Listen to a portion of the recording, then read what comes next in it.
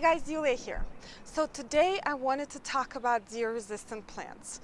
And although we live in a very busy area, we still have a lot of deer pressure. And there are a lot of deer munching on my plants in the front yard, and I have to spray my beds regularly. So I a lot of times go for deer-resistant plant selection.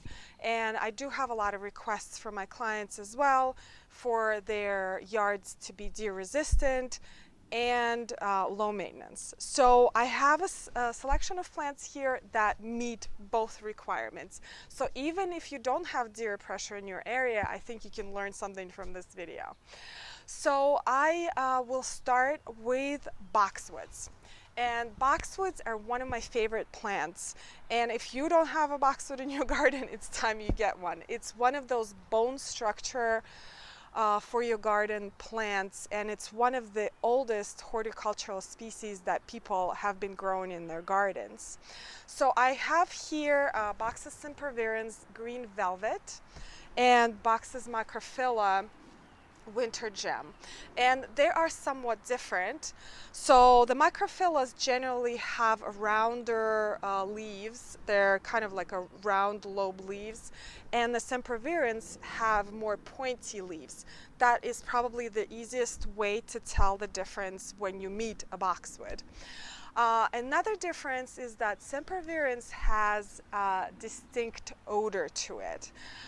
Some people call it a cat pee odor. Some people really love the smell, and I actually have clients who request hedges of this particular plant because they like the smell. I am not a big fan. I'd rather prefer the microphylla winter gem and other varieties. So, and also there are tons of crosses and varieties and cultivars of boxwoods. So when you go to your local nursery, definitely ask them your garden conditions, your zones. The microphyllas in generally have a larger spectrum of site conditions and zones where they can grow. So these are hardy to anywhere from zone 5, and I even heard zone 4, like a milder areas in zone 4, to zone 9. And the sempervirens varieties are a little bit more delicate, and they are generally hardy from zone 6 to 8. Both varieties are really good trimmed, so you can make a formal hedge out of them.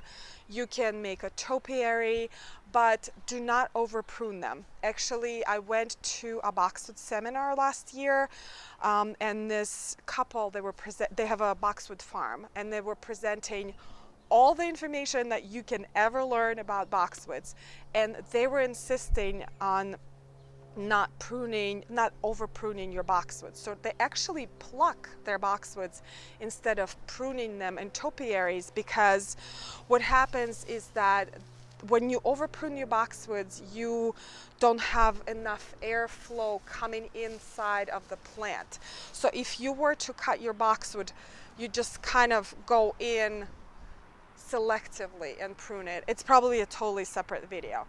So they do like a good air circulation, and I don't know if you're familiar with boxwood blight. We now have cases of it in New Jersey and New York, so you have to watch out for that as well. So other than that, really low maintenance plants. They take all ranges of site conditions, different soils. They do like it more well-drained, loamy soils, but they can grow in full sun, part shade, and more of the dappled shade situations.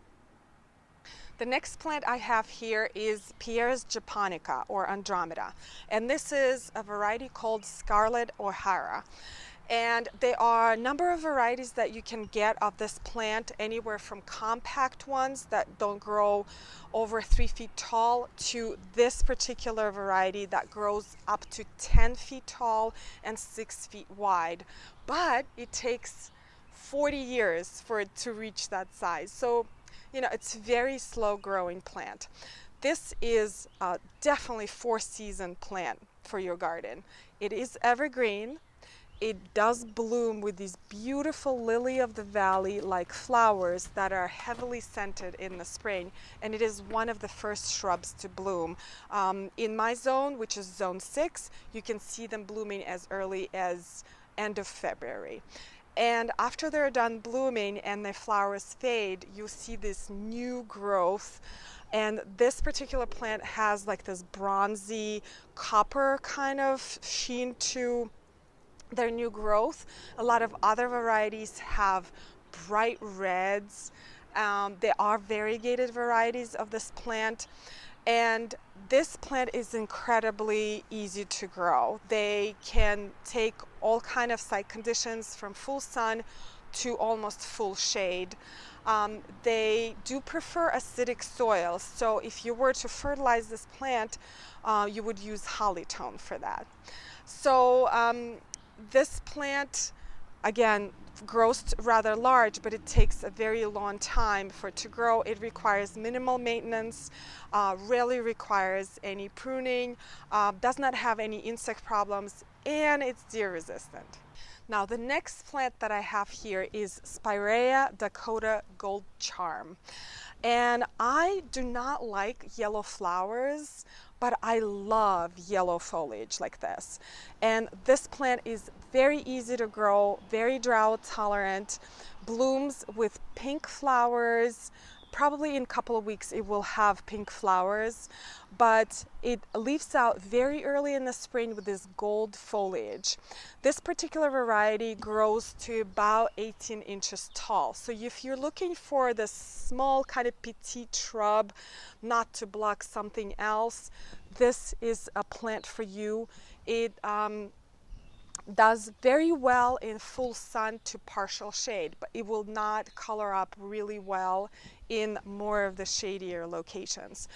After it's done blooming, you can shear the blooms and it will rebloom again for you. The plants I just described are all shrubs, and I'm going to move on to perennials.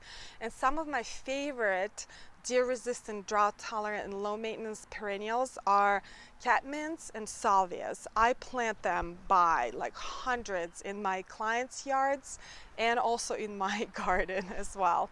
So the very common catmint that you will see on the market is Walker's Low, and it's a lovely plant. At bloom time, it's about 18 inches tall and about 2 feet wide. So they're actually more of a spreading perennial, and it has beautiful blue flowers. When the flowers are done blooming, you can shear the flowers and it will rebloom for you again. So this particular variety is hardy to zone 4, and you can grow it all the way up to zone 8. Again, really drought tolerant. There is a new kid on the block in the catmint family.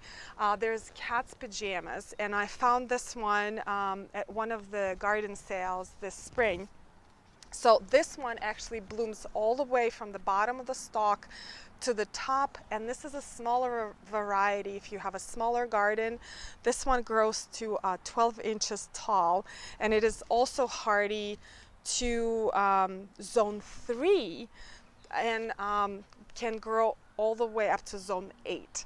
Again, really drought tolerant, and I can see like the stems are more sturdier than the Walker's Low.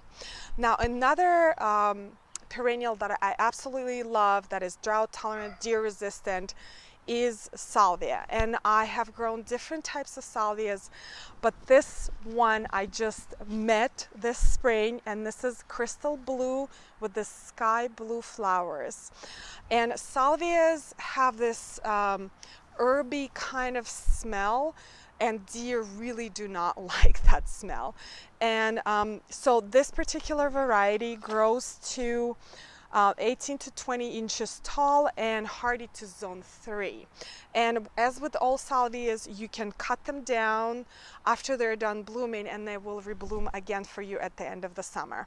And I would say with all of these, although they will benefit from fertilizer, they really prefer poor soil.